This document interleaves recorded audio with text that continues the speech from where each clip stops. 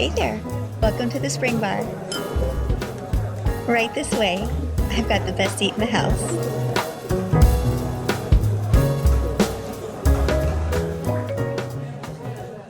Hey, everybody. Welcome to the Spring Bar. Glad to have you here. I am Mike. That is Joe. That is John. Gentlemen, Yours is how y'all doing today? mine's just you're there and he's there. And Yeah. Oh, so we got, as you can see, John Liley with us today. And if you don't know who he is already, you're going to find out. But Joe is complaining about the rain in California. it's wet, dude. It's wet. And Life has been shut it's down. slightly damp. Life has been shut down. There's been no life going on for this whole weekend. Started like the rain was supposed to come in on Thursday. It showed up on Friday. The football game went on. The band did not go. The competition was supposed to be Saturday. That did not happen. It opened like the heavens opened up. We got 3 inches over the last couple days, Oh, wow. which is a lot for California. A lot for Utah. Well, I think it's heading our way because Yeah, you get it next, but I think Yeah. if you're lucky, there won't be as much of it because we've used it all. well, we need some snow, so we'll see it up in the mountains. Yeah. Man, it's been Three- so overcast. I can't even see the local mountains to know how much snow has hit. So Mm. hard to 3 inches is barely an afternoon storm. 3 inches will come between 2 and 3:30 in the afternoon. Well, I had to remember when the last time it rained here because I think it was the week of Halloween, but maybe it wasn't. You know. Yeah. Yeah. We're in the West, man. Like Florida's designed for water. It's surrounded by it, so the water just sort of goes off. This is where you're supposed to be a sponge, and things go poorly when we get too much. Absolutely. Yeah. Trees fall down, buildings crack. Earthquakes, no problem. Too much rain, problem. Yeah, I know. I remember a handful of episodes ago, we were recording. You're like, oh, did you feel that? Oh, we just had an earthquake. Okay, well, and then you just kept on going like it was nothing. Well, yeah, earthquakes are nothing. It's not a big deal. Yeah. The last one we had was they woke up a fault out by the Great Salt Lake and they didn't know they had it, and that was unfortunate. And that was a big one. Yeah. That's always good because what they call them out here is hills. And you think about any place that has the name Hills in the title of the city. Yeah, there's a fault line there. Okay. It's a lot of fun. Wrist and drinks. John, you are our guest today. You lead us off. What are you wearing and what do you got in the glass? Oh, let's see. Well, we're going to talk about my own brand. So I'm wearing a Markwell Datematic on a Spiedel or Spidel, however you want to say it. And because of you folks and how I met Joe, I'm wearing Grandpa's Bulova Director on my other wrist. As part of the We're deal. going to get into that story because you were Yeah. kind of telling me about that. That's a cool story. We've got some pictures to throw up of that as well. So we'll get Oh, into that great. one in a minute, but very cool. Well, I have to behave today, so I'm just drinking iced tea because it's still early here. Well, yeah, it's earlier for Joe, and I promise you, he's got some alcohol going. Well, that's okay. I do. I have to go somewhere later, so yeah. Yeah. I don't. Yeah. I may have to go. Well, Joe, I have to go what do take you a got? nap. What do I got? What do you I got? have Yeah, the Spring Bar case Oh, back Sea Hunter. yeah. saw So that. the caravels came in. Uh-huh. It just came. Finally, we got those. Yeah. So the case backs have been engraved with the 100th episode logo.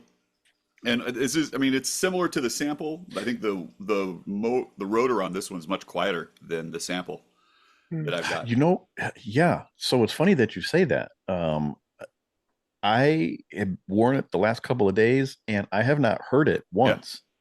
Oh yeah, yeah. It's amazing. It's a fantastic I was watch. very surprised. Just as good. Mine's as not a spring bar, but it's a golden. Yeah, look at that. Did you know that, Joe? He got himself the. You So I always got saw the that gold? one. The Yep, green and the gold one. gold is actually really nice in person. Yeah. If you want to, get your fix for the Tudor solid gold, this will do it for you perfect. And Yeah. they had a sale, so yeah. It won't hurt nearly as much. That's no. that's the thing. These watches just came out. They are on sale everywhere right now. Yeah. It's like 25% off for Bulova for it's Black Friday. 25% off of Bulova. I know Zales has got a sale. Pennies. Somebody just ordered one for $289 out the door from there. 281. Yeah, 281 off of the Volvo website. J.C. Penney's has a sale going on, I think. You should be able to stack it with Kohl's Cash too. I mean, these are no-brainer prices. Yeah. Buy a bunch, make them stocking stuffers. And yeah, for real. In the glass, I have a pineapple old fashioned because. Oh. It's raining.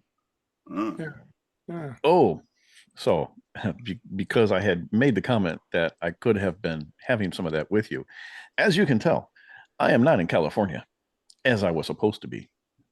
We can thank the FAA for that one. You can. Yeah. So that trip got canceled. So I will not be coming to you live from Joe's Spring Bar West rainy, studio. Not sunny Southern California. Joe, what do you got? Would you like to ask me what I'm wearing? No, you're going to tell me anyway. Okay. I am going to tell you anyways. It's a watch that you don't like.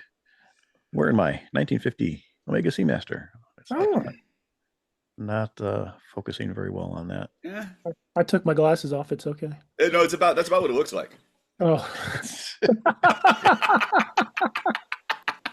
I think secretly Joe likes the watch. He just doesn't like that I have it. No, you know what? No, and it's not that I mind Omega Seamasters. It's not that I mind the brand. I don't, and it doesn't bother me that what you've got. I don't care for that whole something about that watch. It just strikes me as being really almost too plain, too simple. I know it's weird. It's very weird. Like that watch just doesn't work for me because nothing about it says Omega. It doesn't. It says Omega on the dial, doesn't it? Well, everything says Omega. But you can't tell, and you took your glasses. No, I can't. Let me put it right. So you got no sense of that. Still doesn't happen. It's not going to help. Oh, I can't see it now. Right. So exactly. And so there's nothing about it that said because you're looking at a case shape and a dial layout that's pretty common. There's a ton of other watches that are real similar from a variety of other brands because that was something that was in style at that time. Mm. So like you get into the constellations and the Paipan constellations, and at least you got some differences that are there. You've got almost any of the Calatrava designs.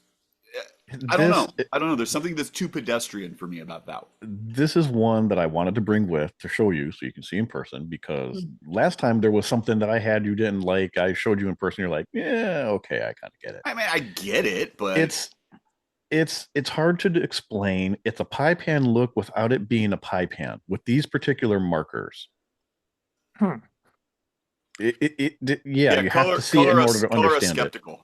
Yeah. But it works. It worked in person.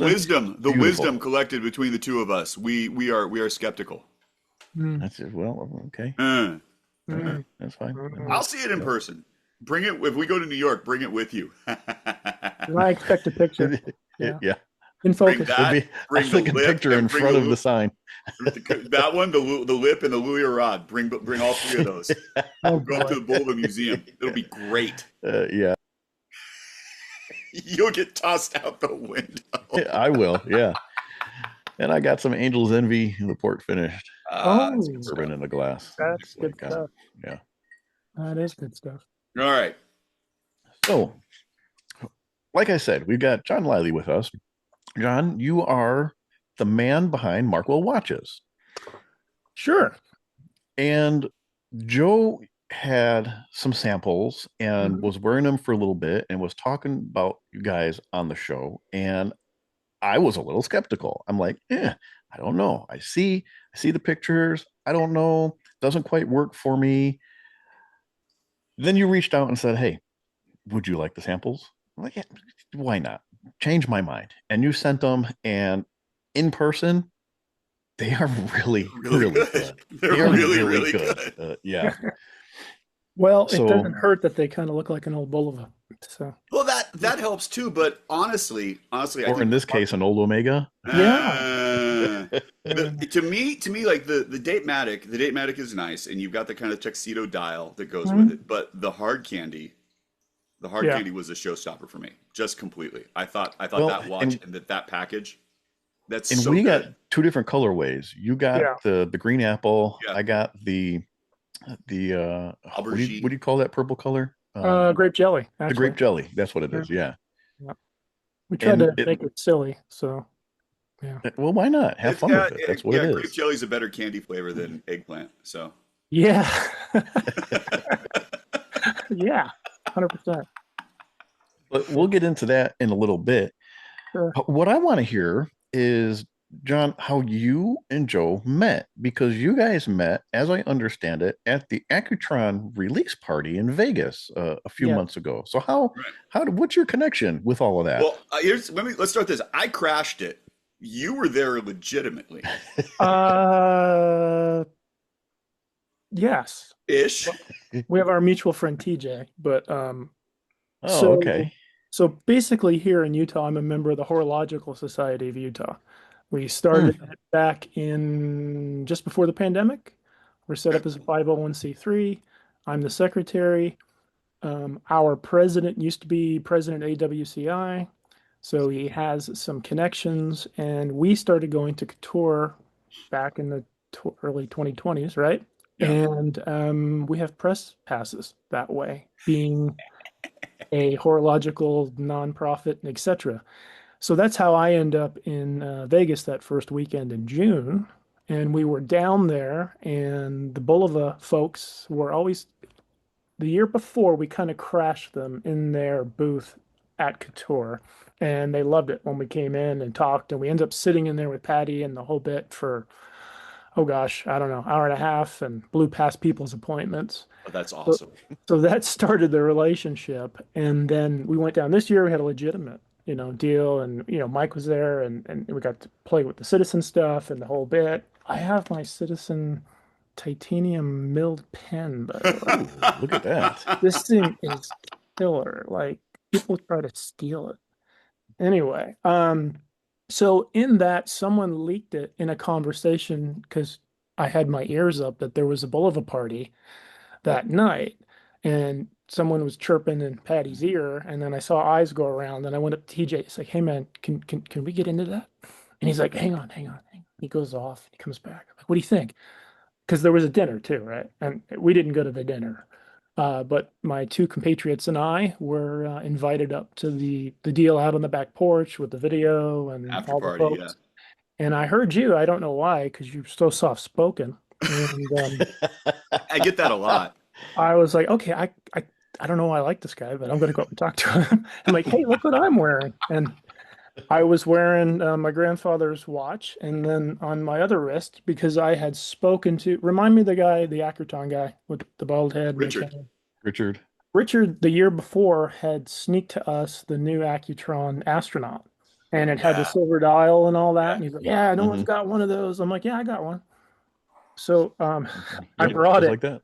Yeah, so I brought it this year and showed it to them. And I had this on one wrist and this on the other. And then Joe was there having a drink, and so was I. And we just, yeah, we It were was fun, talking. man. That was a really, really fun night. There was so many interesting people from Oh, that yeah. that whole experience. So it Yeah, was cool. every And like in that influencer and everything. Yeah. and that you brought up the fact like, oh, I've got a watch brand. I'm like, fantastic. I've got a podcast. Oh, yeah. And I was like, really? Yeah, boom. Yeah, that's exactly right. That's how it happened. Yeah. And yeah, and Yeah, then it was fantastic. So like, you had shown me, and this was the thing that was interesting about it, because you were showing me pictures, and it Mhm. was like, oh, here's what we do, and we've got these watches, and I'm looking at them like, okay, and it was the exact same reaction that Mike had, because all he saw was the pictures that I got. I'm like, okay, and Okay. he was like, well, I want to send them to him. Like, sure, absolutely, somebody wants to send me watches, but the package that you sent was the watch Oh, roll, yeah. Yeah, I two don't two have that watches, extra here. straps, and it Yeah. all Mhm. all came together with stickers as well. I'm like, okay, that's all of that's legit. And then the watches are actually incredibly fun, great size, nice finishing, and we both seen them. We're both fans, so Mhm. I appreciate that. I've been a collector for 30 something years. I've got everything under the sun and sold everything under the sun. And I just, I always kind of wanted to do my own deal. And then in the Horological Society, there's a member His son is local. He lives in Nevada. And have you heard of the microbrand Swiss watch company, SWC? They No. make big divers and all that. He's a manufacturer. He's a middleman, so he doesn't mind me talking about it. And he's my manufacturer. And of the one, he works for a bunch of different people. Of course, there's a bunch of NDAs on that, but the one that's pretty famous that people would know about, or not famous, but people will know, would be like the original Ming, like the 1706s and stuff like that. Oh wow. So the guy that was building the original Mings builds my watches, which was super important to me because in the microbrand world, it can be a crapshoot what you're going to get back when you pay for stuff and it shows up on the ship and in the Hmm. mailbox, and you're like, oh boy, this is not what I wanted. And from the original, our Masonic dial watch to what we have here, everything has just come out exactly the way we've wanted. And we lucked out. But I took years and years of like playing with stuff, tweaking stuff, doing things. I'm the kid that used to take his Matchbox cars and repaint them with Testors paint because I didn't like the colors. So I was always kind of modifying them. And then this phrase will freak everybody out, but it's my watch, my watch, my deal. So um, I've been fortunate in my life working in banking and stuff, and I have some 4 and 5 digit Rolexes. One thing that's happened, as we know, as we get older, you can't see. Well, I would modify some of my watches with actual OEM parts. So I would take the hands off a date just and put Submariner hands on them so I could see them. Right. Or I would swap dials that you normally wouldn't see. Or Submariner hands on a day date, which you would never see. So I would do things like that. So if I could do it that way, then why not make my own watch? And then you get to work on all the finishes and where you want it to be brushed. And I've learned a lot. Trust me. It's I what's was listening. I was yeah. listening to another podcast this morning, and they were doing interviews at the different booths at Windup that just Oh happened yeah. in New York. And I forget who it was that they were talking to, but he said in the beginning he tried making a watch for the people, and it Mm, didn't do well. And he says the second edition, I made it for myself. He says, yeah. once I made it for myself and I put into it what I wanted to put into it and made it the way that I wanted it to be, he says, it just went gangbusters. People went crazy for it. So I get that. That, that's a good point. Um I could have made how many people out there make a 40 millimeter SW200 dive watch? Everybody, Right. Mm-hmm. right? Mm-hmm. I will probably make one too, but I'll make it in 41 just to change everything. But and I may actually have a prototype, which I don't have around here. Um I took everything else and put it on the shelf here so I'd have it, and I don't have that. But the concept was this watch, this Bull of a Director, was my grandfather's watch, and sat in my dad's top drawer my whole life. And I used to sneak in and take the watch out and play with it. There it is. That's what it used to See, look like. Yeah, you don't even need glasses for that one. no, you don't. But that's what it used to look like. And it doesn't look like that anymore. So, my father passed away back in 15, and then I had it restored. And by a crazy Russian guy who I found out later was not Russian, but Georgian. And you don't want to make that mistake. No, not in person. No, but he did a hell of a job and restored the entire watch. I didn't even know it was called a director. I think I figured out it was a director when I met you, Joe, because I went and did more research. Um, It's so funny too because I've got a similar watch and a similar story and yeah, didn't know what it was yeah. called either. So Yep. I went out and And, found the and, box later. and the director box. Yeah. Yeah.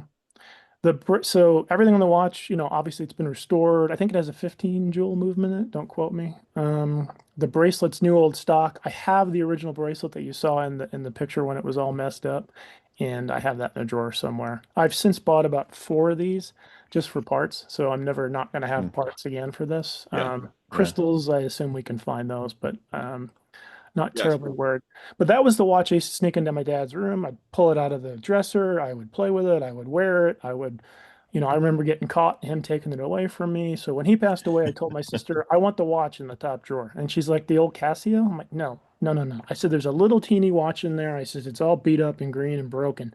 And I said, and since she didn't want it, when I went home, I picked that up and I brought it home, and then that's where the story came. But that's where I can always remember those stretchy bracelets on yeah. my dad. My dad wore bracelets like that. My grandfather that I knew, this grandfather I never knew. He died before I was born in '68. And so it kind of set it up. So when I went to make my own watch, you have that stuff in your memory and you Yeah. think about it and it comes out and you put it together. There's nothing new under the sun, right? It's just how you're going to collaborate it and put it all together and figure it out. So I literally draw everything on paper. I mean, I got a little bit of an art background. I still paint once in a while. So I draw everything on paper, figure it out with a ruler, I do the bit, the dimensions. I send it off to a friend of mine. He puts it in the computer and does all the dress up and puts the colors in. And then we send it off to the factory and they put it all in the CAD and they do all their stuff like that. And then, we get all the tech drawings and that's how that case was built. And my grandfather, this watch, his name was Telford. Poor guy. That's why I went for Tom by Tom his whole life. So that's how that went. And so I named the case of the Datematic, of the hard candy, of the Masonic watch. I named it the Telford case. So that's what I did because I've always heard, you guys know that story? They talk about Hamilton and how the guy that designed the watch, they named it after him. That's why you have a watch called like a Leroy and a watch called an Otis and everything else. Oh, really? No, I didn't Yeah, know that story. yeah, there's a story about that the actual fellow that developed the watch, that's Rodney, that's a famous Hamilton old watch. Right. Like, where did they come up with these names? It was the name of the designer. So in this story that I began to tell of Markwell, thus happened to be the Telford case. And you mentioned the size. It's 37 millimeter, whereas like a 38. It's great. Um, a Spider lot of, lugs to it. It's a fantastic case. there's an old bull of a president that kind of Uh-huh. There's some looks like similarities, it. but There's some also, similarities. it's like Yeah. we were talking about with that Omega, that at that time there were lots of designs that were real similar. So it's the kind of thing that doesn't matter really what brands something that looks like it a little bit. That's It the idea. ticks all the boxes. I wanted to be familiar. So when you Yeah. look at it, you think, man, has that been around a long time? Well, no, actually 2023. Right. But kind of how we did it. But specific things like bevels, polishing, how you're going to wear it. The watch itself doesn't actually have a bezel that fits on top. It's a polished concave bevel that goes Right. all around, and the crystal's pressed in. That's part of it. The Datematics and the Memento Mori, the Masonic watch, they have a curved dial, maybe like your Omega. I don't know. So they have a curved dial.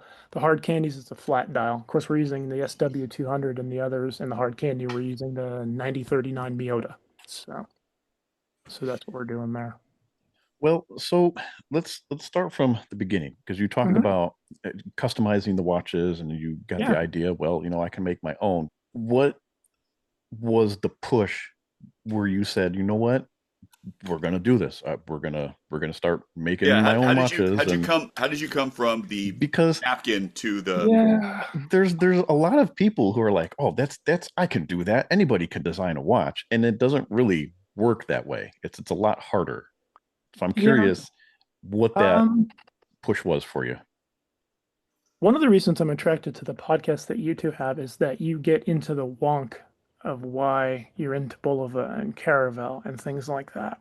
So many podcasts just talk about what's the popular watch of the day. Yes, I can sit here and spit out codes for Rolexes from 4 and 5 digit watches and movements and cases. So I understand that concept. I Mhm. also understand. So when I listen to your podcast, I hear that. So when I decided, okay, this is stuff I would like to see in a watch. A lot of people will say, I don't want to spend a lot of money on a watch, but I want a nice watch. They'll go on eBay and they'll buy an old Bulova, an old Hamilton, and it's just pitted and cracked and broken crystal and it sours the whole thing. What if you could actually have that watch brand new? And that was part of it. I'm obsessed with watches. I hate to say that. Not that you This guys, is a safe space. yeah, I would You're in hope good so. company. All these books back here that are blurred out. There's a million different books and reference numbers and catalogs. I found my Omega Mania catalog from way back when back there with all the pictures and stuff. So being in the Horological Society and having met a few manufacturers of different watches, and then meeting someone that actually manufactures for independents or micro brands, that's when it clicked in my head that I could do it. Well, but Because I mean, but my, it you still comes know, off of the space like, okay, yeah, you can do it, but yeah, getting past the design stage, getting past the, oh, I'm gonna do this, because you actually did, and that's the jump. That that's I think that's where everybody else kind of stops. And even knowing Hmm. it's like, all right, I've met some manufacturers, and there's mhm. nothing in me that says, oh, I can do that. I can't do that. I know I can't do that. So, what makes you different, man? I don't know, kind of famous for that. Sometimes I just do things, and I just wanted to see if I could do it. And I have a friend of mine who's my business partner, Alan, and Alan and I work together. We own the business together. I'm kind of the dreamer and all that, and he's kind of the money guy, and he's also the guy that handles websites and shipping and all that stuff. I infected him with the watch collecting bug, and we sat down one day, and I said, "Dude, I think we could do this." And he said, "Okay, let's try it." And I don't know. Maybe it was because I had a friend in the room, and it's like, okay, you go first. No, you go first. Come on, it's not that far down to the river. Just jump off the bridge. It'll be great. Don't worry. It'll be fine. Point your toes. You know. And we just kind of did it, and we kind of lucked into it. I mean, we're not, cranking out hundreds and hundreds of watches every month, but I mean, we're still kind of in our infancy. We try to do everything on cash and not borrow money, and Right. we've done the pre-sale route and stuff like that. So But I think you mentioned it yeah, earlier. How old is the brand? 2023, I think, is when we incorporated everything. Okay, so it's just Yeah. a couple of years then. Yeah, we've done all the, gone to the government and trademarked it and done all the fun stuff. So the relationship, I talk about things that connect together, right? So I meet Joe down there at Bulova. I've met TJ before. Interestingly enough, Alan and I were at District Watch, just Yeah. the time show in DC last March, and Bulova was right next to us. So TJ and I stood next to each other for, 6 hours a day for 2 days. And he had also been here to Utah as part of the Horological Society. So Bulova and Citizen came in, and Kyle Snar, who works at Worn and Wound, went to school here, and his cousin is a member of the Horological Society. So you start seeing all these things that connect. My grandfather, and this will be probably one of your questions. My grandfather was a Freemason, and I joined the fraternity over 28 years ago. This is my grandfather's ring and his watch, which is all I know about the guy. Really, I have one, and I think there's one picture that exists of the guy. And Alan and I met through the fraternity, and we've been friends for 28 years, and that's part of the everything weaving itself together. And when we did the first watch, I used to collect, these old Hamilton Masonic watches and stuff. Oh, there you go. So when we did the first watch, we made a Masonic watch because we used to go, you could buy these old Hamiltons and Bulivas with Masonic dials, which anybody could have bought, just like if you were going to go buy one for the Order of the Eagles or the Elks or whatever. They're Yeah. just more Masons and fraternities back then. So we decided to make that watch first. And that worked out really well. Funny enough, people are like, well, isn't that kind of like a narrow scope for sales? That's our best-selling watch. I mean, they're Is it gone. really? No kidding? Everyone's Yeah. got it. Yeah, we're working on the next one. We're probably going to convert over to the Miota. I just kind of like it better. And we've got another dial similar, just in a different color. The other funny thing was gold sold better than stainless, Oh, but Really? every single Huh. one of them's gone. I Yeah, don't think I have the gold photo up here, but it's just nearly identical. yeah. So it's funny because the gentleman that I work with Mhm. had an appreciation for watches, was never really a quote unquote watch guy until he and I started working together. Yep, yep. And when you it's a illness, it spreads from person to it person. spreads, yeah. Proximity helps. When I had the samples in, every time I get something in, I bring it with me to show him, and he gets appreciation for it too.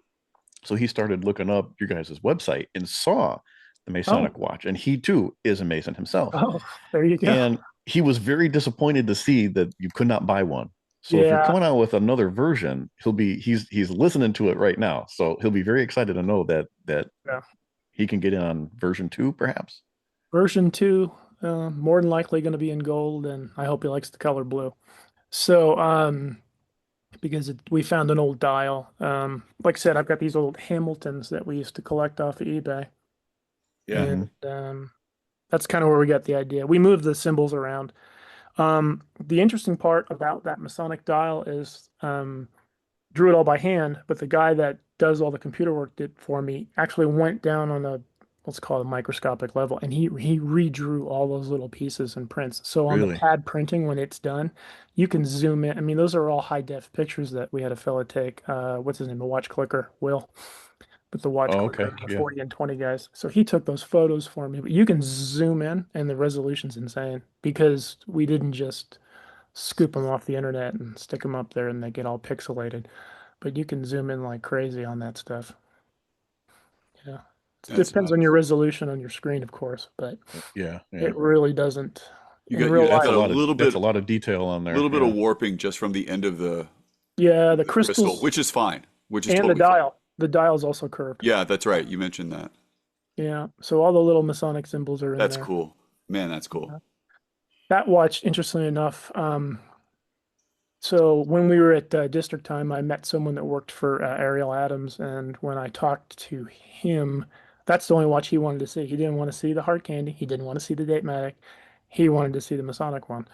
So we put a sample together that we had, and we sent that out to him when I talked to him. So that was interesting. So again, it's you don't have to be a Mason to buy the watch. We don't care who buys it. I mean, it's fine. But it turned out to be the most popular one. We still have the other ones available. Christmas is coming, everyone. Christmas is coming.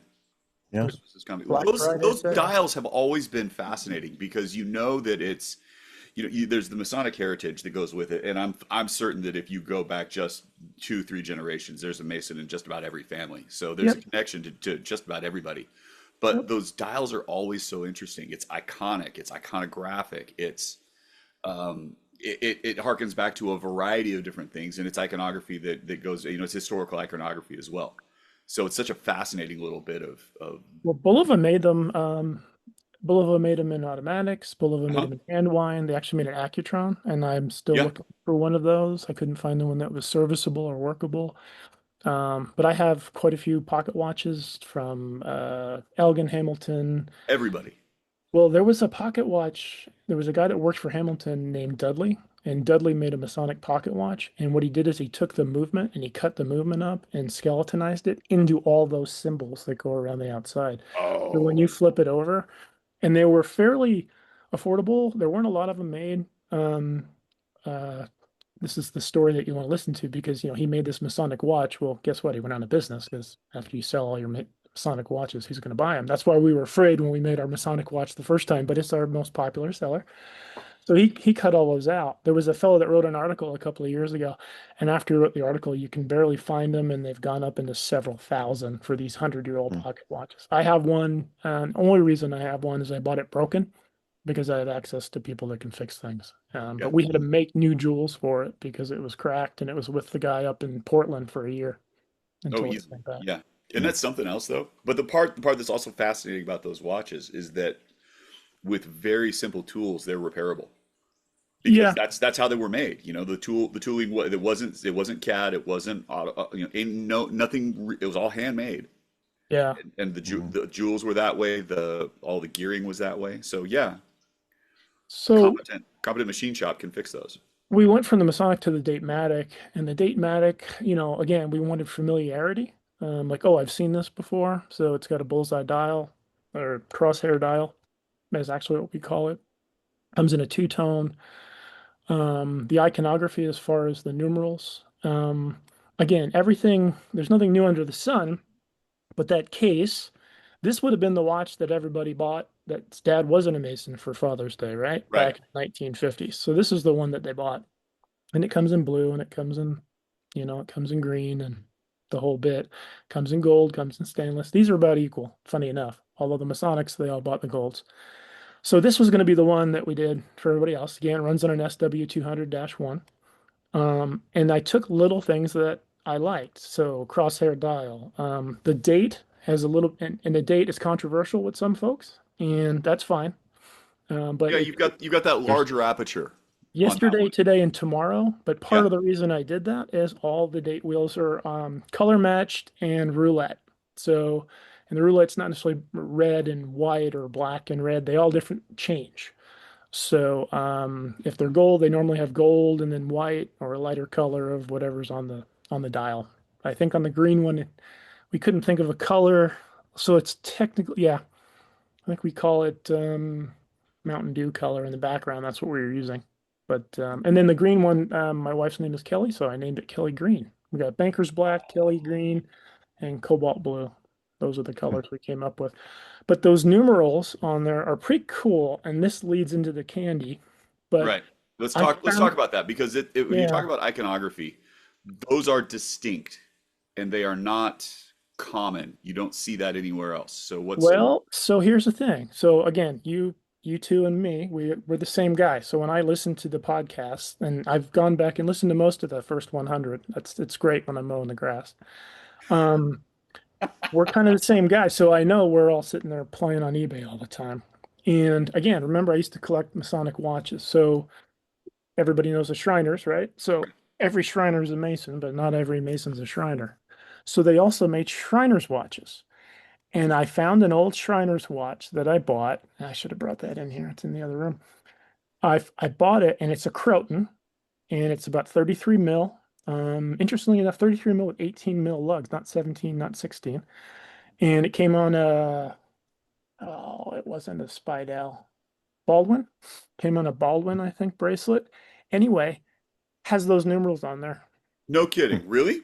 Yep. And so You I created liberated the idea. no way. On that one does not have a date. That one has a 3, much like our candy does. So again, there's a number that you haven't seen. Those are numbers you could see when you go to visit the Empire State Building. You know, Mhm. you could have a clock like that in the lobby, although it's going to be a boulevard clock.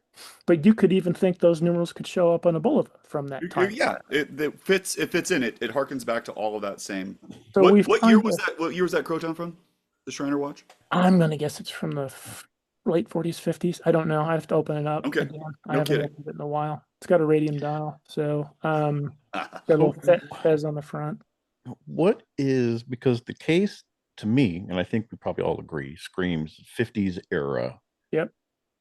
The dial and the numerals are late 20s, 30s era, but the whole package works together so well. If you look at the dial with a crosshair in the center, and then look at the hand stack, and then go out to the center color, and then you go out to the brushing. So the center is a flat color, Yeah. Mhm. and then the brushing on the outer side is circular, so it goes around. And then you'll notice the numerals, the 6 and the 12, and the date creep over into the color. The whole idea is to pull you into the center. And I did it I swear I did it by accident, but everything works together because it all pulls you together to the center of the dial. Yeah. I don't know how else to explain it. Even the hands. And we color tipped the second hand as well. Yeah. And of the people that I've showed, it's a love it or hate it on that Yep. color tip hand. 100%. On the Banker's Black, which I'll go back because that was a couple of photos ago. It's the red tip, Yep. and I think that is the perfect little pop of color for that watch. And in fact, this is the sample that I had received, and I absolutely loved it. That stainless with that gray, black, that strap. Okay, so let's talk about the straps for a minute. Okay. Extremely comfortable. Now, I don't know if it's because that was a sample that you sent out and it's had some time to break in, or if that's how they come. That Right is out of the box. one of the most comfortable leather straps I have ever worn. Yeah. My manufacturer hooked me up with that, and kind of told him the color I was looking for. And we have the two. What do we Mhm. call that? Anthracite. And then the other one we call whiskey, I think. The brownish color. Yeah. They literally come out of the box like that. Now the other colors, we've got some green ones and blue ones, and black ones. They're comfortable as well, the straps, but not as comfortable as the initial The run first of run. these straps. Hmm. Yeah, I use these straps in other watches. I have. It's going to sound weird, but I have a Braymont that I put that brown strap on all the time. I love it. And then you can't, well, you can kind of tell. Um, we've got curved spring bars in there, but then they've got the little rifle bolt on the back, so you can adjust it without a tool if you want. Okay. Did this goes back to this watch, but we don't have a bracelet, right? And that was a specific in the design not to have a bracelet. And so that was kind of where we had a slight relationship with Speedel, whatever, however you want to say it. And so we just started using those bracelets. And yeah, I've got one right here. It's black Mhm. and gold. There's You so can, many options with those, and and you like can buy it from Walmart, and that's exactly where that strap comes from. the thing that's so weird though, because and this is the problem that people have with that style. It's the hair pull, and Well, if you the wear it sooner you enough, send there's it. no hair left. That's what I Well, it's told her. true. You wear it long enough. But I mean, I've got a watch that I've got, and this is kind of interesting. So it's got the scissor on the back, Yeah, that's the way this one is. Yeah. right? And and I Yeah. like that, but I prefer to have, and you get those vintage ones that are just angled and it's the opposite angle. Yeah. Those like that's I need more of those. Is that a Chrysler or a Baldwin? That one right there? This one, I don't know. My glasses aren't good enough. Yeah, I know the problem. I have the same problem. I was trying to look at this one. I can't see on this one either. Give me a minute. Yeah. See, the problem I have with the stretch bands is a lot of the times they're not adjustable. And with They the samples actually, that you sent well, me, I have yeah. a smaller wrist and it Ah, didn't fit me. And you said, "Oh, I should have sent you the smaller, shorter bracelet with it." It's hit or miss when it comes to the stretch I never knew they bracelets. came in regular, short, and long until I Hmm. bought them on the Spidel site, until I reached out to them and spoke to them, and they sent us a bunch. We did a Instagram live or something a year ago. Alan and I did with the bracelets that they sent us. And there is actually a way on the Spidels where you got to open them up in the back and bend them all apart. It's a pain in the neck, and you got to take You them apart. so you Yeah. can pull the pins out in that. The problem is everything is folded at a very sharp 90 degree, and you got to be Yep. real careful, otherwise they'll just snap and then you're And done. it's all over. Yeah, Yeah. 100%. Again, it was part of the whole concept of make it look like your grandfather's watch. So the interesting thing is this is an actual grandpa's watch, right? Hmm. Right. This one with the black down there, my other grandfather, and I can't find it. I've been talking to my uncle. They think they have it back at the old house. He wore this exact black and gold on a black, and I don't know. He was an engineer, so it was either a Timex or an Omega, more than likely. Hmm. And I believe it was a black dial. So this comes out of my memory, and that's why I wear it like that. And this is the one I wore at the watch show back at District Time, which we'll be back again at in March. But the bracelets just became part of it, was part of the whole thing. That watch, like you said, you wear it, Mhm. reminds you of your grandfather's watch. Okay, so now we Ah, go into the hard candy, The yep, not your which grandfather's for watch. all intents and purposes is the yep. same watch, It's exactly the but same. it's not the same watch because it gives you a totally different vibe and feel when you wear it. So, okay. So remember how I So, talked about the hand stack in the center? It's the same mhm, thing, but mhm. go ahead. I didn't want to cut you off there. I'm Well, sorry. no, I was going to say you're using the same numerals, you're using the same crosshairs, you're using the same case. Was that out of simplicity because you already had that, or was that done on purpose? So maybe in another OCD life, I should have been the supply engineer fella, but I was thinking about maximizing parts, pieces, what I don't have to pay for when it comes to, paying for a sample charge, things that I have to do. So the Hmm. Masonic watches have a clear case back. You can see the SW200 in there. It has an engraved rotor. It also has a ghosted skull and crossbones in the glass on the Masonic watches that you have to find the right angle or you never see it.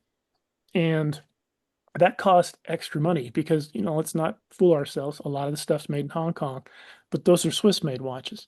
So parts, pieces, etc., were made in Hong Kong and had to be, but they had to be taken apart in Switzerland, shipped to Hong Kong, fixed, done, changed, whatever, shipped back, assembled, put back together, tested, Oh, etc. jeez, man. So on the Date-Matic, Swiss made, we went to the solid case back. And these have this solid case back as well.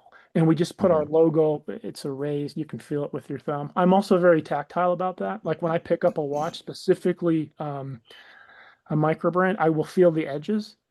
These have that hard coating on it. The stainless ones do. I think they literally call it super hard coating because the guy with words was busy that day. So super hard coating. So, but the beauty of the guy that took the pictures too, you can see all the bevels, etc.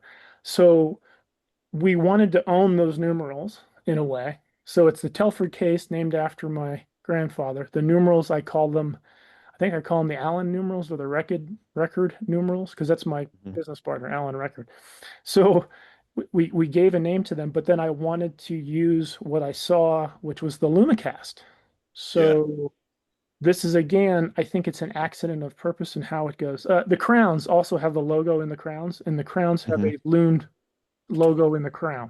So Mhm. Yes. it all ties Yes. back in. It's a really cool touch. Um, Something I liked, literally, it's something I liked and something I did. So most of them kind of have a fume look. The green and the yellow, it didn't come off the best, but the green does work better than the yellow does. But the purple, the grape jelly, Yeah. Mhm. um, the Lumicast numerals, so that they're raised. So these have flat dials, unlike the other ones which have the curved dials. But you still have that dimension, that 3D piece with that fume edge. And I changed it to make, remember the Corum bubble? Yeah. Um, Mhm. so think of the Corum bubble. So again, nothing new under the sun. It's not like I'm stealing, but I'm definitely borrowing. Right down to the small loom dots in between the numerals. Those are all raised. They're pieces of loom, of Lumicast, and right into the hands. I think you guys probably got the ones, and I remember you talking about this on your podcast. You had, we didn't have the final hands on it. We had the final seconds hand, but not the final hour and minutes hand. The ones that had come from the factory had, for whatever reason, they didn't have them done in Now, time. so the one that I had, I believe, was like this with the rounded hand Yeah, on it. yeah. Yeah. But Mine on was the mine was squared. right. yeah. I had to So, have and it I changed out. wondered why you had changed that because in photos the squared Uh-huh. hands look fantastic, Right. and I was really skeptical about the rounded hands. I'm like, that just doesn't work as good as the squared ones do. But in person, and this is why we say it all the time, you got to see the Yeah. watch in You person. got to In see. person, it works. And the square ones, they weren't, they were supposed to be the rounded ones. And when they came, this is something else I've learned in the microbrand world. What you ask for and what you get is not always the same. Yeah. Hmm. And they showed up with square hands that weren't white. This is the black cherry, Yeah. which works really well for the University of Utah. Go Utes. Um, so I wanted them to be white. I wanted them to have the cutout in them. The Yeah, there were some that were black, right? uh, th- well, the silver ones just came. They were just. I can't remember. I think the I think stainless ones. it was like a lighting thing that made them look black. Yeah. Is that what it was? Yeah, I remember seeing like some of the images. I'm like, okay, hang on. yeah, Yeah. they were stainless, and it was. And when we did our original photographs that we had on the website, we had to use those because, like I said, when I learned to, like I'm in the mortgage world, and when you go under contract for a house, you got 30 days to close it. So I have to take the closing date and back everything up to the date where we just signed. When you in the watch world, whole different thing that I had to learn about. 30, And then there's 60, like 90, right? then there's different holidays and like Yep. the whole company shuts down and the factory shuts down. So we got the Yeah. sample watches last year. We had to order that we came up with the hard candy idea last October, talked to the manufacturer. He said he could get some samples made. We literally got 10. But five showed up and they had the wrong hands on them. And then by the time we were hitting March, we went to the district time show. They didn't have the production models ready and they showed up and handed me another five samples. So I had 10 watches, two of each color. Hmm. And it was kind of how it went down in the wrong hands. And that was March, and I didn't even have the right hands for another 3 months. So you learn a lot of different things. And we sold those on pre-order and we did pretty well. Hmm. We sold, I don't know, over a dozen on pre-order just there at the show, and they sell at a pretty good clip. But like you said, it's kind of a happy accident in the design. I love it personally. So I I'm love going it. to make you defend one of your design choices here. Which one? The Joe loves a lollipop seconds hand, Love and it. I can appreciate it too. Uh-huh. But you have the lollipop all the way at the very end of the tip, But you Yep. gotta have which it out. You if have to have it at the back because the thing is so damn long. Got to counterbalance. counterbalance. No, but if there is one thing that I will nitpick, it's the lollipop at the end of the second hand. That doesn't quite do it for me. So what was the choice of putting it there We're rather in wrong. the usual position that you find it maybe three-quarters of the way down? Well, remember I told you that the hands didn't exactly come the way I wanted them to originally. Um, Okay. So it wasn't. I wasn't gonna make the no, I wasn't gonna make the lollipop as big as those round indices, Mhm. but that's kind of what I was going for. But I was trying to soften those edges because the numerals themselves are so sharp. And on the counterbalance, you'll notice it almost looks like a Tudor snowflake. That's not what it's Mhm. supposed to look like. On Right. the original counterbalances, the second hand was supposed to be a little bigger, and we were going to try to put the logo in there, but we just couldn't do it because it's just too damn small Mhm. on the scale that we wanted to do. So we were going to do that, and then again, the colored end tip was just me talking with my manufacturer, and we had to make some changes here and there, and that's honestly that's what we went with. So as far as me defending it, I like it. It's not Mhm. exactly what I had originally envisioned, but it seems to work. So Well, it goes, but also it goes back to the I like it, and I think that when you start talking about design, because we just had a whole episode talking about Giorgio Gali, yeah. and whatever your opinion on his designs, they are consistent and they are singular, Hmm. and that seems to work because at least you've got something that's homogenous. It's not designed by committee. Your watches are not designed by committee. Happy Yeah. accidents, but and if it were too much, you could have said no, do it over. We'll wait another 5 months. Yeah. Oh, they tried to push the square hands on me, and I wasn't going to do it. I think that handset works really, really well. Mike and I went back and forth on the length. They don't work unless they're painted. Oh, correct. Absolutely. Mm. Like if they Yeah. weren't white and matching Yeah. the loom the way that they are, We it wouldn't happen. we had a set show up with stainless, and I'm like, no, I won't even take a picture of it. Hmm. So again, remember we talked about the manufacturer and what you ask for and what you get. And then there's Easter eggs. I think you remember the Easter eggs. I can talk about those. But some of the Date-Matics showed up. So all the case backs are supposed to be stainless. Some of them showed up, and I couldn't tell you which ones they are. I mean, they're all individually numbered, but a couple of the case backs actually came back gold plated, like the gold watch. But not all of them are that way. Really? Yeah, and Really? it's the most random thing. And then on the green candies, the loom is green. On the other watches, it's blue. But some of them have green hands, and some of them have blue markers. But then some of them, I'm trying to one or think. two, one or Did the two of one them. Yeah, did the you one might that have. I have had a two-color loom, I think. It was the Did it sample really? watch. Yeah, the sample watch. Yeah. That's And funny. there's one out there where the hour hand is a different color than the minute hand, and the guy actually got it, and he likes it. So we don't have to do anything about it. But That's we had no great. clue. So now before we send him out, we sit there with the flashlight. All right, this works. So because the QC other than that is really pretty good, but there's It, total random but if you little aren't doing it with the loom, right? yeah, because who It's would like think who would I'm like, oh no, they all you check the samples, they work good. Yeah.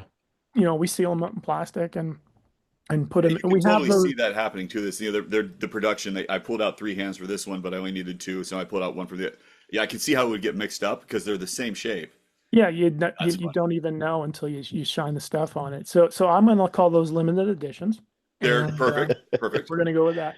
But then on the Well, Date-Matic, there's an Easter egg. So remember Hmm. I mentioned that Al and I are both Freemasons. So on the some of them the 11 and some of them of the 13, they're either instead of the roulette colors that are there, they're either green or they're black. right. And Alan and I had the opportunity and the privilege to work our way up through the fraternity in the state of Utah. We're both past Grand Masters for the state, and my term was in 2011, and Alan's was in 2013. So Oh. that's why some of the 11s and some of the 13s. So is it Masonic? Not really, but it's something we did. It's But it's another personal. thing. Another thing, yes, another thing to tie it back together. So that's why we did that. So will we keep doing that? I don't know. But Yes, yes, you will.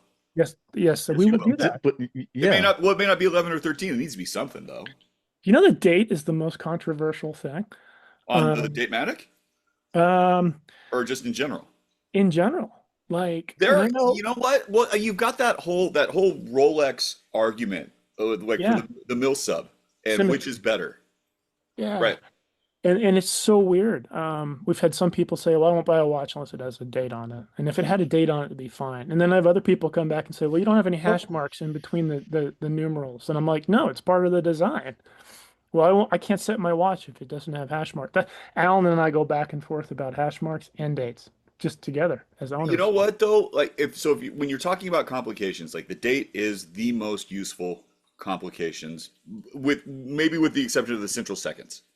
Yeah, You could say, okay, central seconds is the most useful complication. Date's the second most, like in maybe terms of more what than the you use time, on a which regular sounds basis. weird, you know? Right. But beyond that, it's like, okay, I don't have the date. That's fine.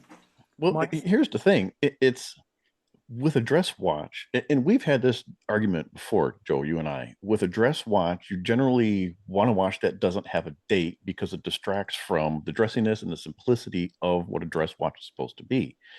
A everyday or a quote unquote sports watch is okay to have a date because it's more daily use and you're going to find yourself looking for the date more often with something like that. But you've almost reversed that concept where the hard candy is kind of your everyday, yep. which is no date. Your dress watch is a date, but they both work in that respect. Well, The, then there's also the tool watch with the days. Like I don't need to know what day it is if I'm underwater. I have a Yeah. I have a concept out there where I can just take the hard candy and put a gloss black dial on it, and now I've got a Explorer, you know, I and buy one. That's a or that's a great idea. yeah, That'd be and great, man. it's probably coming. So when Alan and I were sitting around, I forget we were downtown somewhere. We were sitting at a big table. I think we went to a Masonic meeting. We went in the library and closed the door and got away from everybody. We're sitting at this big, huge table and like we need something.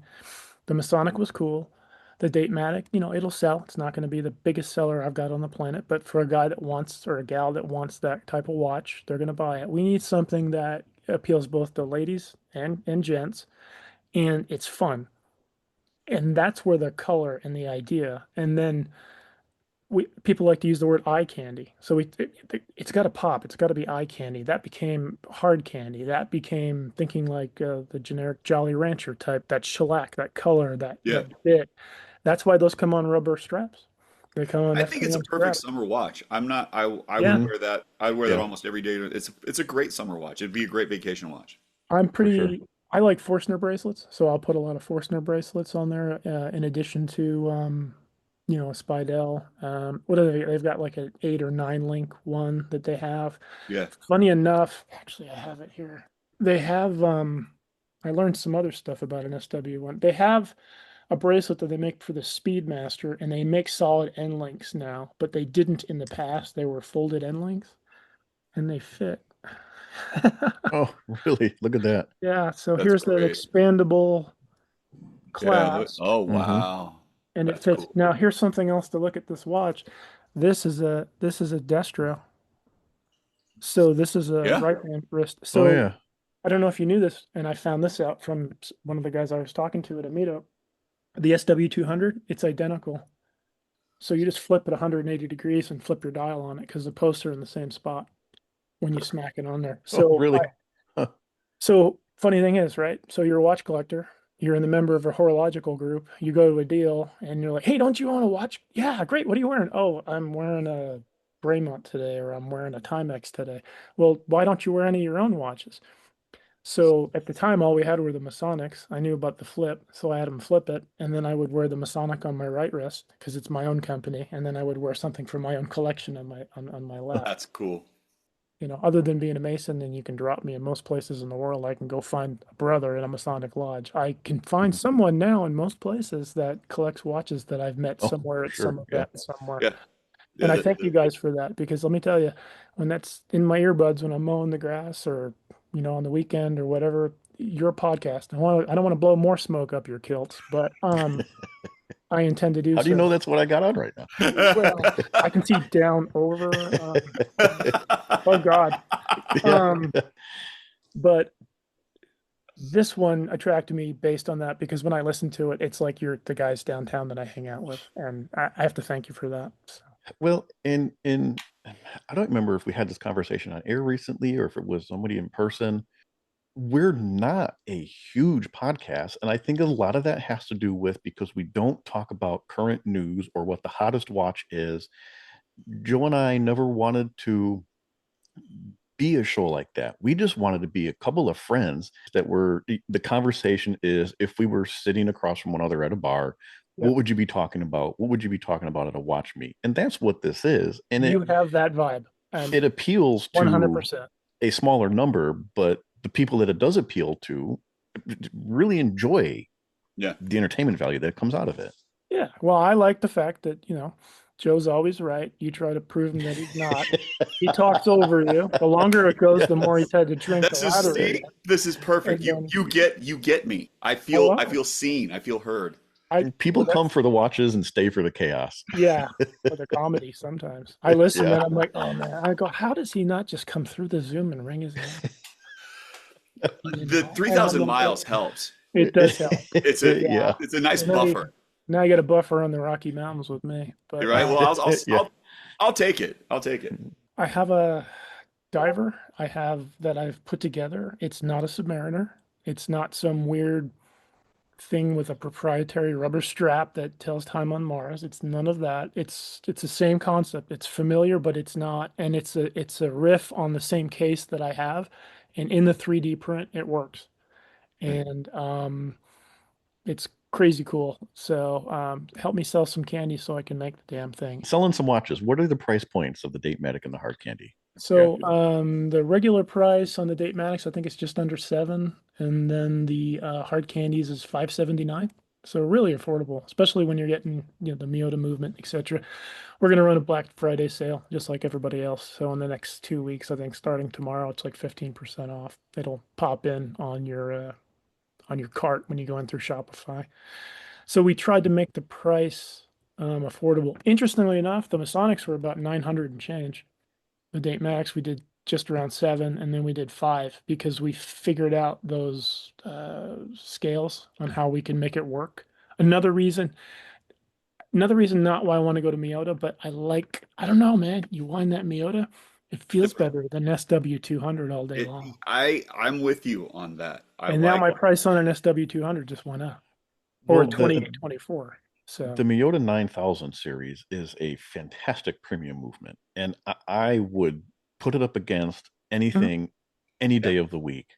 my manufacturer says the same thing. So when we Yeah. figured the price, interestingly enough, so this is my concept on microbrand. So when we did the show, I had been to shows, but now we were a vendor in the show. So I'm walking around the show, you get Mike from Christopher Ward and all these other folks that I have met that have visited Utah and part of my other capacities here.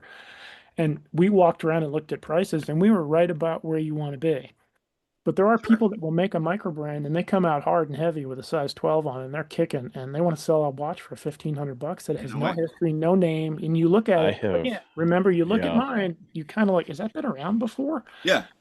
But you look at something that does this and that, and the strap does this, and it lights up at night, and they want $1,500 for it. And the biggest problem I think with microbrands is this: it's kind of like pizza. Again, pizzas are really, I think it's the only food served in heaven. That's why I bring it up. Fair. And I'm on a diet. Imagine you've got the best pizza on the planet, and this is how it is with a microbrand. You walk into a room and you have the best pizza on the planet, and you want to sell it to people, but they've all just had dinner. That's kind of the way a microbrand works. Like, oh, that's really good, but I already ate.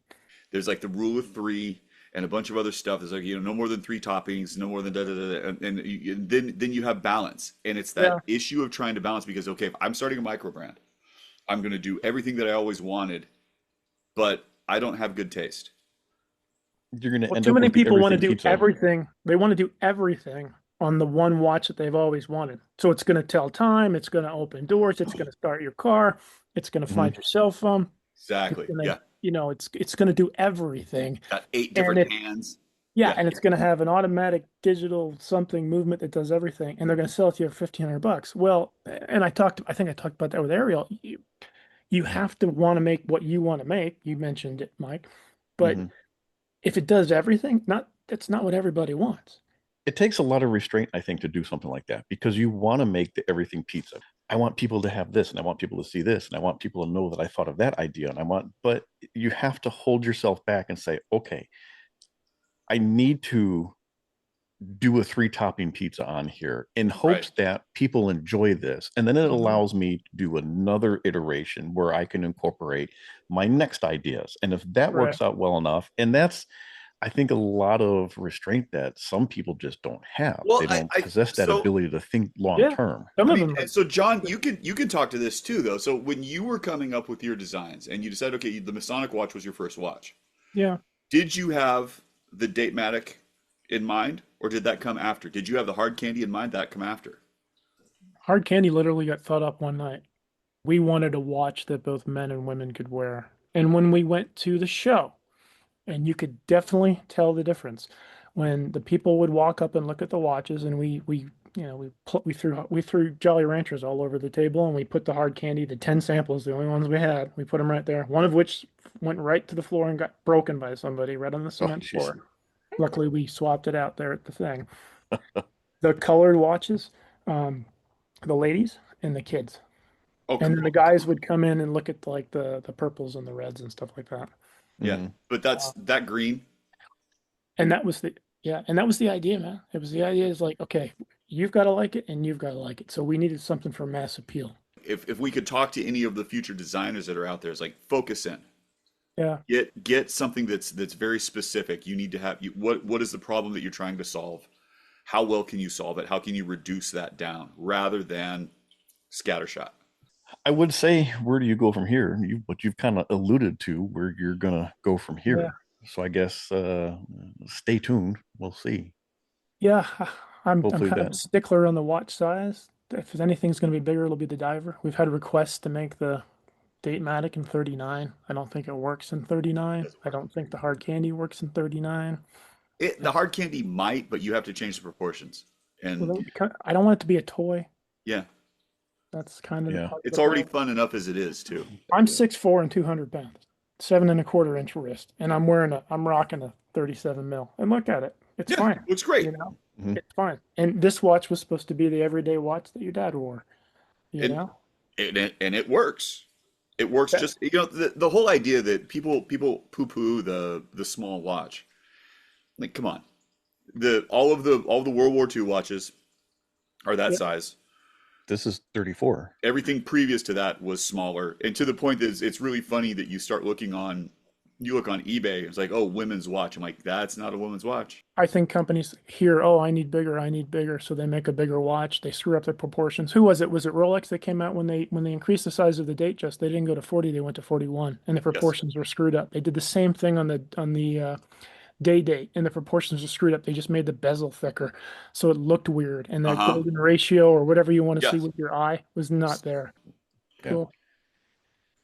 Well, John, it we could we have so much more stuff that we could talk about, but Well, you I ever know need you a got guest places host? to I'll go come and in someday. There we go.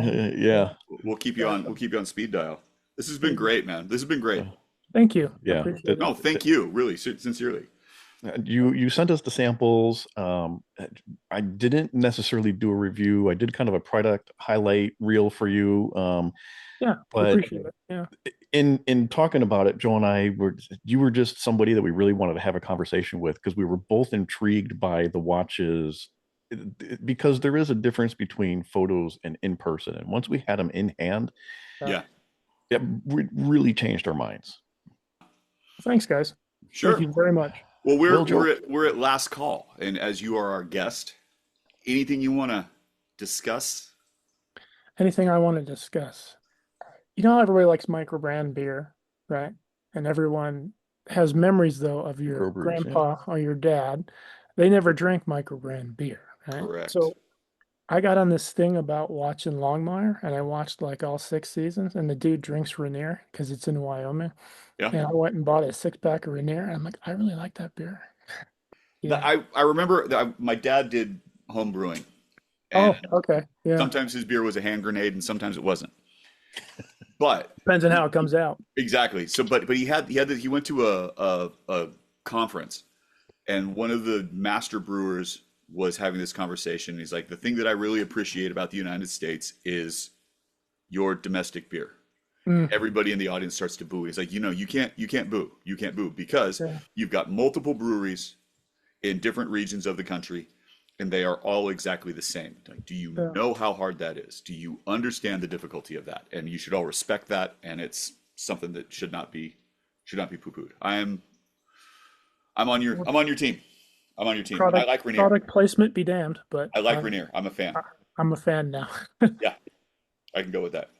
Mike, Cool. you got a rant? I don't. My rants were last episode. So All right, that's true. Okay, you know, I will say. Remember what I said, that when the Caravel came in, I was going to switch it to an acrylic crystal. yeah. Mm, I actually like the crystal that's in it, so I'm going to. yeah. Ah, The crystal is Okay. actually really good. you got to have it in Cool. hand. All right. Well, then Yeah. I've got two. I've got two. What rants. do you have, Joe, that you feel everybody needs to hear what you have to say? Well, I've got two. So first one, GPHG just came through, and Mm, all of the results, and there is a serious question to be asked about who is putting watches in, what those watches mean, and how some of this voting works. Right. What is going on in some of that? And it's a really interesting question because you don't see some of the major producers that show up. yeah. Swatch Group threw Brema or Breguet in this year, which did very well, but Omega hasn't been in for at least 7 years. A lot of the other ones, you haven't seen stuff from Citizen, you haven't seen stuff from, a lot of the Asian brands. It's like, okay, there's some interesting discussions to be had with that. Yep. And I don't know. The Is Angeles this where you chronograph is this really where good. you feel the nominations come into play? Is a pay to play kind of thing? Well, you have to pay to enter. Yeah, that's what I had thought. You have to Well, pay. yeah. So there's money that changes hands just to get your watch into consideration. And then there's the we selection. did that. So the Toronto Timepiece show that they just had, they also had the Mhm. World Timepiece Awards or whatever. So there were specific ways you didn't actually send them a physical watch. You would send them a high def picture. It had to have this background, color, etc., and so forth. And we did that, and we had to pay to enter it, and it was the price of a watch, for crying out loud. So No kidding. yeah, it was $600. So we Wow. put the watch in, and there were 100 and something entries. So we made, excuse me, there were 100 and something reviewed, but there were over that many. So we made it to whatever the voting was. And then I didn't hear anything after that until I was on Instagram one day going, oh, there's finalists. I didn't know. And the finalists are everybody you already know that you hear about on Instagram every day. Sure. So the question is, it's not like they paid to get that, but everyone has a certain taste. And then are they picking those because they get all the right clicks or they get all the right advertising? And you hear about it all Level the of hype, time. and who are the influencers that are involved? Things Well, like that. influencers and Instagram and people not wanting to pay for advertising, and it's a whole other podcast we could do. Invite me It back. is. Yeah. That could be fun.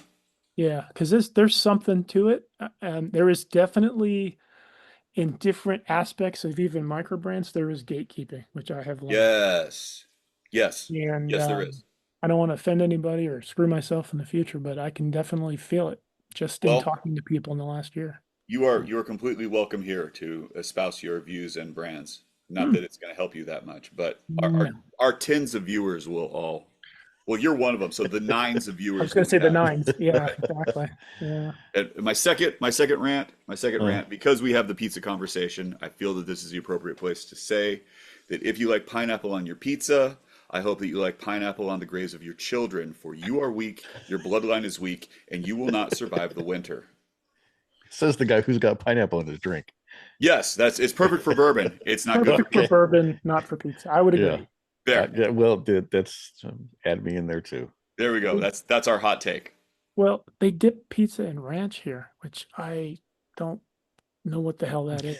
I'm from New Jersey, for crying out loud. I gotta laugh because the guy that I work with dips everything in ranch, including his pizza. I didn't know what ranch dressing was until I moved to Utah. I didn't even know what the hell an avocado was. Hang on. I'm gonna beat you both. Yeah. My wife, whom I love, Yes. dips her pizza in ranch and ketchup. Ooh. So in Ooh. Utah, they have something called fry sauce, which is mayonnaise and Yes. ketchup. Very mixed similar. together. Yes. Oh, that's It was invented here, and I won't touch this shit. Awful. Yeah, that's a very wife Puerto Rican loves- thing. Oh, That's a really? very Puerto Rican thing. Yeah. Oh, I had no clue. Well, Joe, Oh, how do we get in touch, Mike? today, you, myself, and John, we make up Spring Bar Podcast. You can find us on Instagram at the Spring Bar Podcast. You can email us, thespringbarpodcast@gmail.com. On a personal level, I am 120 clicks, all spelled out, one long word, 120 clicks. Joe? I am Watch Taylor UPH, one long word. John, how do we get in touch with you and all of your various branding? MarkwellWatches.com, Markwell Watches on Instagram. I even tried to do a TikTok, God forbid. But you can find us that way and see what we can do. Oh, are you okay? Have you recovered? I had more views on TikTok than anything. I bet you did. It was Man, crazy. did it hurt your back though, doing all those dances?